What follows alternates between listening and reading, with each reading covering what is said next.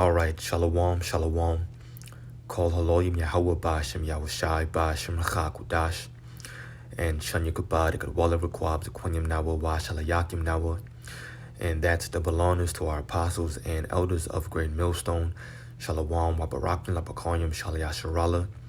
And that's peace and blessings to the elect of Israel. And as always, may a double portion of the Holy Spirit be put upon all the brothers that are still offering your bodies as a living sacrifice, pushing out this word in truth and in sincerity. I just wanted to make a really quick video concerning something that me and a fellow brother was talking about after camp this past Saturday. And basically, that is, you can't be in this ministry for yourself only. It's not good enough. Yeah, that was basically it right there. It's not good enough if you're in this ministry for yourself. Now, of course, don't get it twisted. The scriptures do say to work out your own salvation with fear and trembling. But all that means is that nobody is going to hold your hand in this truth. You're going to have guidance, but you're going to have to go through certain things by yourself. Now, when it comes to being in this ministry and calling yourself a prophet and teaching, of course, you're here to teach others. You have to learn the word, get it for yourself, and then to teach others. And that's exactly why Yahweh Shai said, feed my sheep. If you love me, feed my sheep. He said it 3 times. So I just wanted to bring out a few precepts around this notion of, being in this ministry. You can't just be in it for yourself. That's not good enough. What's going to keep you motivated and going forward is actually spreading the doctrine and teaching it and doing it for others. So this is the book of 1 Timothy chapter 4, verse 15. I wrote down a few different precepts, and I kind of had a lot, and I don't want to make this video long, but I'm just going to bring out a few precepts and speak on them each briefly. So 1 Timothy chapter 4, verses 15 and 16 say, meditate upon these things, give thyself wholly to them, meaning this word, that thy profiting may appear to all. You see? So you get the word and you teach it, and the Lord uses you to plant a seed, and then he gives the increase. Verse 16, take heed unto thyself and unto the doctrine. Continue in them, for in doing this thou shalt both save thyself and them that hear thee, because that's what it's all about. We teach this doctrine for the saving of the souls, you see. Jumping over now to Sirach chapter 24 and the very last verse. I'm going to highlight it actually. Sirach 24 verse 34. Behold that I have not labored for myself only, but for all them that seek wisdom.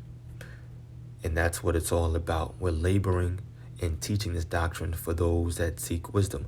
Ultimately, of course, the elect. Now, I want to get a quick example, and we're all very much familiar with the book of Hebrews chapter 11, and of course, very familiar with the story of Noah. This is Hebrews chapter 11, verse 7. By faith, Noah, being warned of the Most High, of things not seen as yet, referring to the flood, moved with fear, because that was a strong motivational factor, prepared an ark to the saving of his house. Now, oftentimes, when we read this, we don't really speak about this part right here, because remember, God dang it, I tried to highlight it, but to the saving of his house. We don't speak about that little phrase right there. Going on, it says, by the which he condemned the world and became heir of the righteous, which is by faith. Okay, but the point being here is he prepared an ark to the saving of his house. Remember, it was Noah, his wife, his 3 sons, and their 3 wives. So it was 8 people, 7 others, right, that were saved by Noah building that ark. So first he feared Yahweh Ba'ashem Yahushai, and he had faith in what he said. Look, Water is going to come down out of these skies. There's going to be a flood. So make this ark. And of course, we're in the same exact stead as Noah, right? What we're doing is we're spiritually building up this third temple, which is comprised of the elect, right? But at the same time, then we're preaching this word and we're prophesying just like Noah was. But we're doing this for the saving of the elect. We're doing exactly what Noah was doing in his time back then. Noah moved with fear and he preached this word. And you already know that Noah, of course, because he was in the flesh, was thinking, you know what? I don't want to see my wife and my children and their wives be destroyed. So, of course, he was moved with fear because he knew that the Lord would destroy them if he didn't build that ark. You see? And we come in the same exact mentality or even emotion, quote unquote, if you will. Jumping over now to the book of Ephesians, Galatians, Ephesians, boom, chapter 3, verse 1. And all I'm going to do is read the very first verse. I'm not going to jump into this chapter or anything because the point that I want to bring out is literally in the first verse, Ephesians 3, verse 1. For this cause I, Paul, the prisoner of Yahushua HaMashiach, for you Gentiles. And that's the point right there. For you Gentiles. Because, of course, we understand that Paul was sent to preach this doctrine unto the Gentiles. And who were the Gentiles? Specifically right here, but all throughout the New Testament, the Gentiles that were being preached unto and that were receiving the word were Israelite foreigners born outside of Jerusalem. Specifically right here, Paul is writing this letter unto Israelite foreigners that were born in Ephesus, that were being born into a Gentile state of mind. And Paul called himself what? The prisoner of Yahushua for you Gentiles, meaning you Israelite foreigners that are seeking wisdom, that want to learn about your true nationality, that are striving to come back to Yahushua. And once again, we're in that same exact stead. We're teaching our people about Yahushua, letting them know you're not American, you're not Hispanic, you're not Native American, you're not black. We're telling you your true nationality, and we're a prisoner of the Lord for the elect's sake. Now this is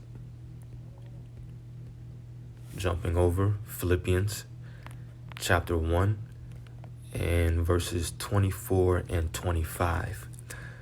Nevertheless, to abide in the flesh, I'm going to start at verse 21. Check this out. For to me to live is Yahushua, and to die is gain. But if I live in the flesh, this is the fruit of my labor. Yet what I shall choose, I wot not. For I am in a strait betwixt two, having a desire to depart and to be with Yahushua, which is far better. So Paul is basically stating right here, like, look, I really, really am ready to just go straight to the spiritual world, to die, be in the spiritual world, and be with Yahweh Ba'ashem Yahushua. That's how he was feeling, right? But look at verse 24. It says, nevertheless, to abide in the flesh, meaning to keep remaining and living, is more needful for you. In having this confidence, I know that I shall abide and continue with you all for your furtherance and joy of faith. So Paul was saying, you know what? I'm really just finna, die right now. I really feel like just being in the spiritual world. But abiding in the flesh and living is more needful for you. And I know that by me teaching you and living here, It's all going to be for your furtherance and joy of faith in this ministry. So it's all about feeding the Lord's sheep, preaching this gospel. If you're doing it for yourself only, I'm going to say, if you're doing this for yourself only, it's not good enough. You see, knowing that there are people out there that are seeking Yahweh Shai, that want to come back to their true nationality, that gives us confidence, that motivates, or it should motivate you to want to keep going. And I have one more, jumping over now to the book of Colossians, chapter 1 and verse 9. For this cause we also, since the day we heard it, do not cease to pray for you and to desire, do not cease to pray for you and to desire that ye might be filled with the knowledge of his will in all wisdom and spiritual understanding. Because we have to pray for one another. We have to pray for the elect. And of course, one of the main things we should be praying for each other is that you fill one another with all wisdom and spiritual understanding. Why? Because once again, we know that wisdom and knowledge is going to be the stability of our times. So we must pray for one another, that we do gain wisdom, that we continue to fight and strive for this truth unto death, so that the Lord may fight for us. So I just wanted to bring out those precepts. And, Salakia, I know I'm kind of low-key whispering right now. But I'm in a situation where I really wanted to push out this video, but had to kind of be circumspect. So I do pray that it was edifying and that you really understood the point that I was trying to bring out. Call Halal Yahweh Ba'ashem Yahushai, Ba'ashem Rachakudash, double honors to our apostles and elders of Great Millstone. Peace and blessings to the elect. Shalom.